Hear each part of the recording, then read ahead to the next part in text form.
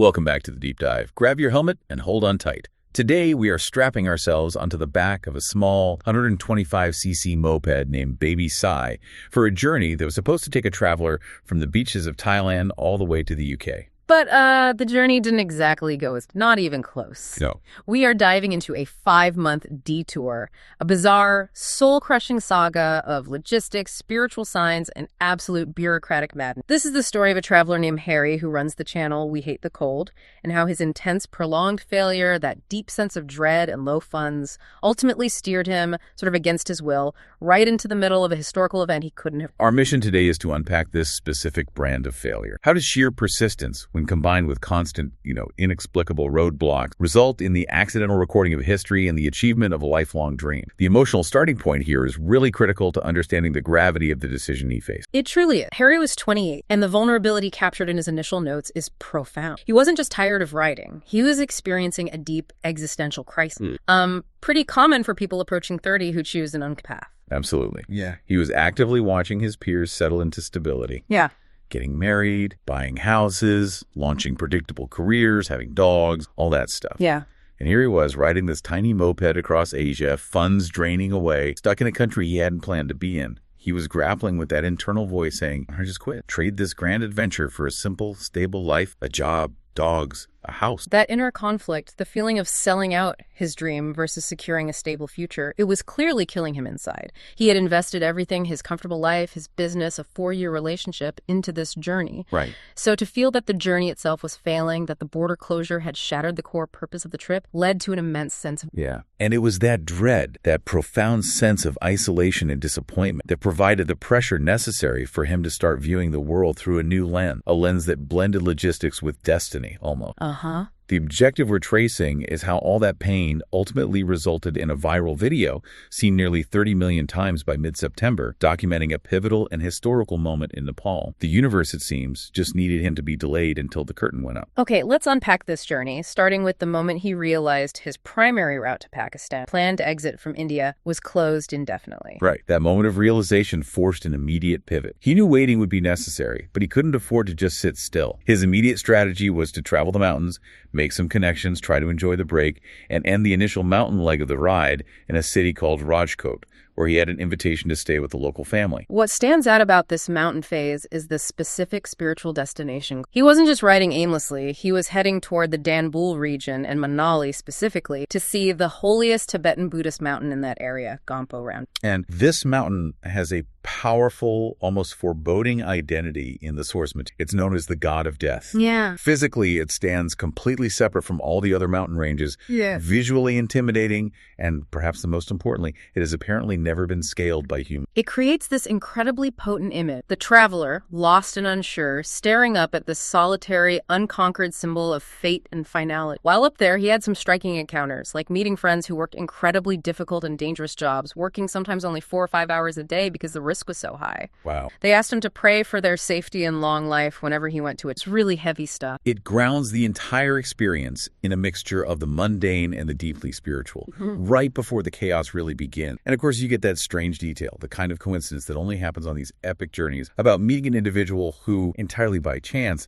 looks exactly like the video game character Captain Price in Call of Duty. Huh. Yeah. Just a bizarre snapshot of life. But the fun stops when reality kicks in, driven by financial and logistical pressure. The plan upon reaching Rajkot offered dual relief, the mental break of staying with a welcoming host family and the financial hope of potential modeling work. That modeling gig was the immediate financial lifeline. He calculated it could yield about 150 pounds. Not a fortune, But something, a foothold. Exactly. If he could get a foot in the door with that work, he felt he sustained himself for a while long, buying time to secure passage. But the shadow over everything was the Thai bike itself, Baby Sai. He was facing an immense looming fine of 450,000 Thai baht if the moped was not taken back to Thailand within 6 months of its entry. And just for context for listeners, 450,000 Thai baht financial. We're talking about the equivalent of roughly 10,000 pounds or 12,000 US dollars. That kind of debt would completely crush the financial freedom he was banking. Oh, completely. Exactly. That fine wasn't just an administrative hassle, a catastrophic fine. The stress was immense, causing him to admit that, in that moment, he fleetingly considered going back to Thailand and just admitting that pressure is what forced the descent from the mountain, making him cross nearly 1,000 kilometers in just 3 days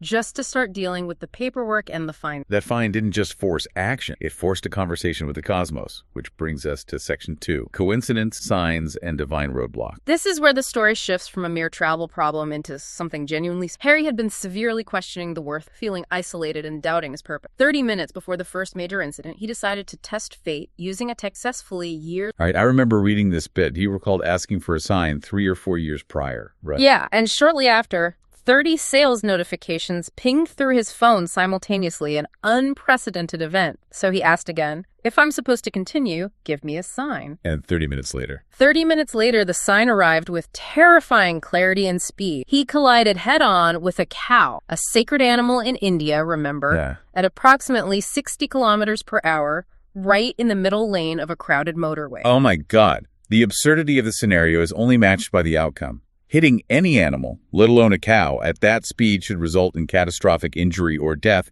yet he was completely unharmed. Completely. And the bike, Baby Sai, only sustained one small issue. It's wild. So he saw this as... He interpreted this traumatic event not as bad luck, but as an answer. The cow, a physical manifestation of a revered god, was the messenger. It was a painful affirmation. The path you were on was wrong, but the mission itself is right. Keep moving. It was a literal roadblock designed to shock him back into action without ending the journey. Wow. Okay.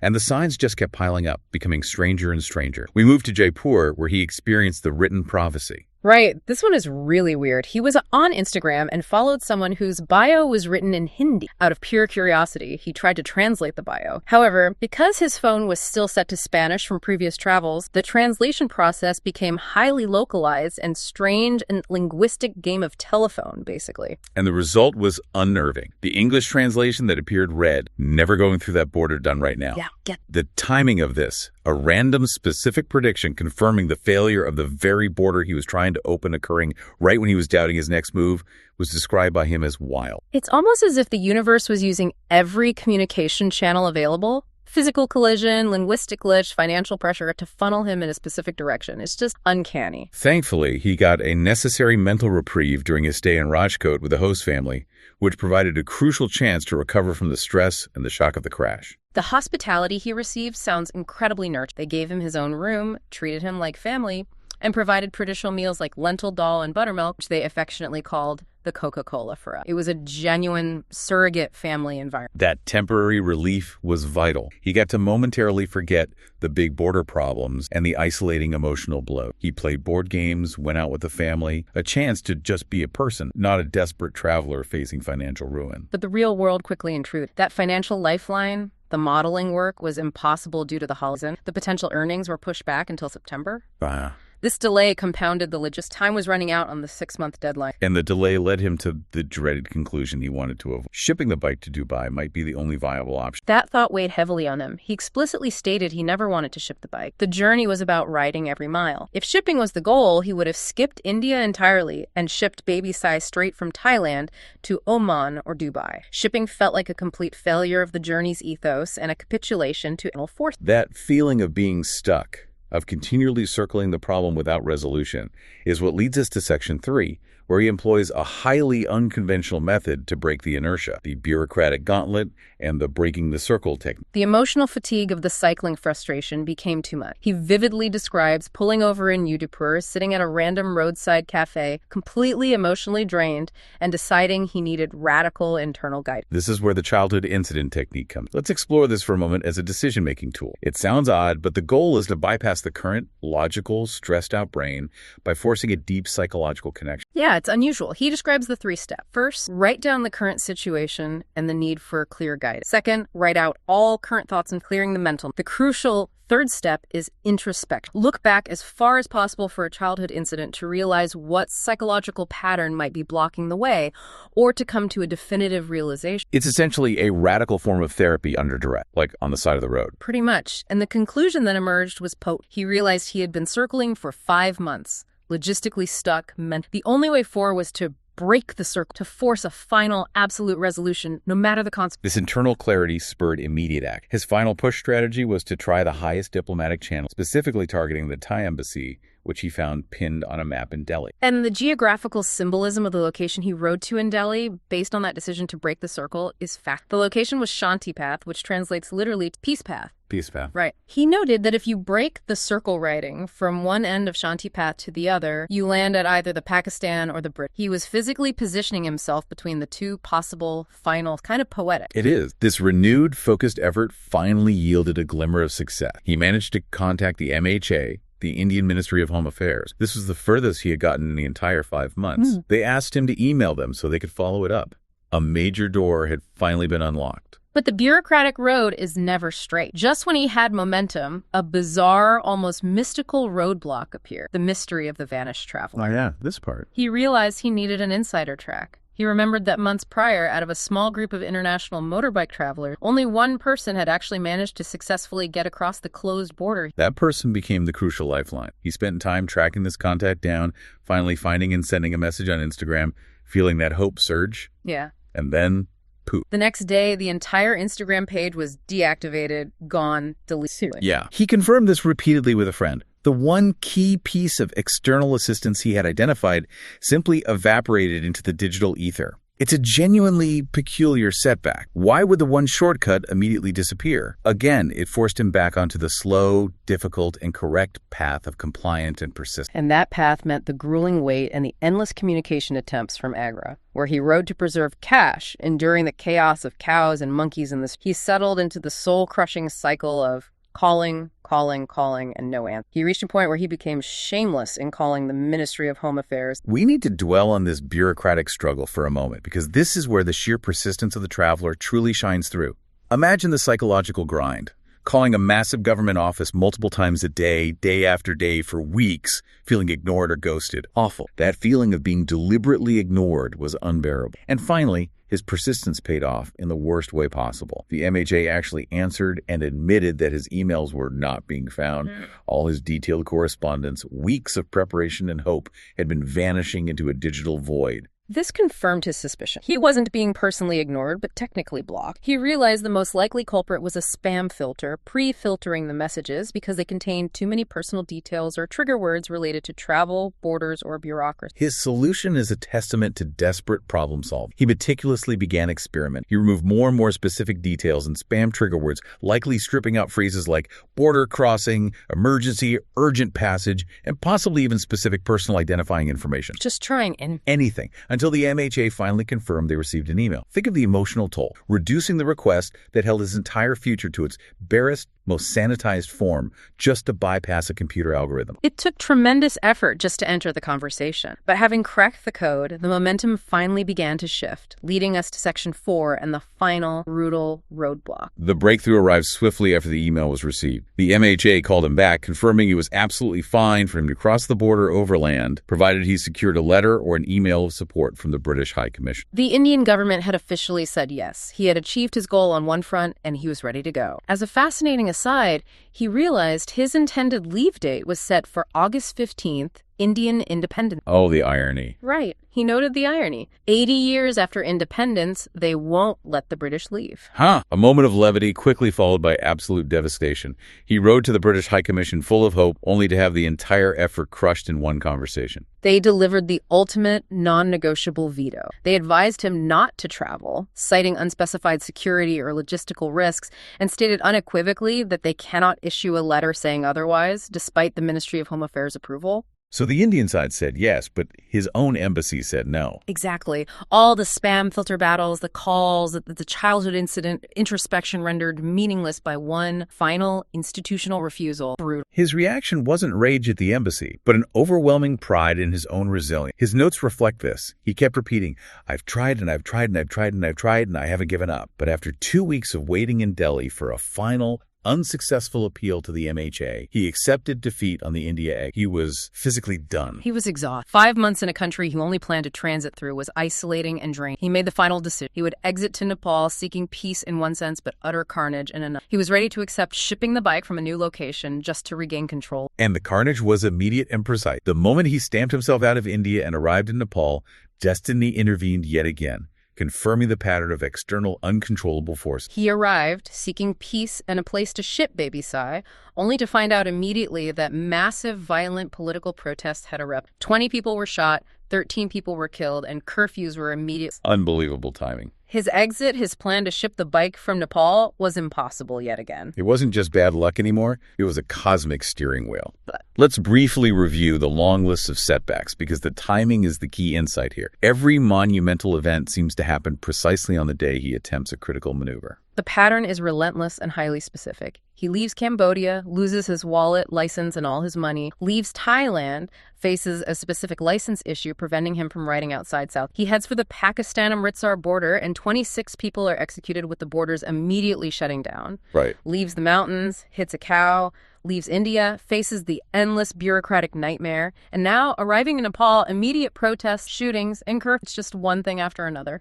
If we ignore the spiritual signs for a moment, wasn't this persistence simply poor risk management? I mean, he wasted 5 months trying to force a closed door. Why should we view this as destiny rather than just bad choice? That's an important question, yeah. If he had been a typical traveler, he probably would have accepted the closed border and shipped the bike immediately, months earlier. Sure. Cut his losses. But by refusing to quit, by forcing the issue, even through what looked like bad choices like the 5 months of circling, he was engaging the universe, or whatever you want to call it. His persistence was the active force that kept him geographically located within the zone of future historical significance. The roadblocks were simply the passive delays that ensured he didn't arrive too early. He needed to be delayed until the precise moment history was unfolding. Which leads us to the culmination of the story, Section 5.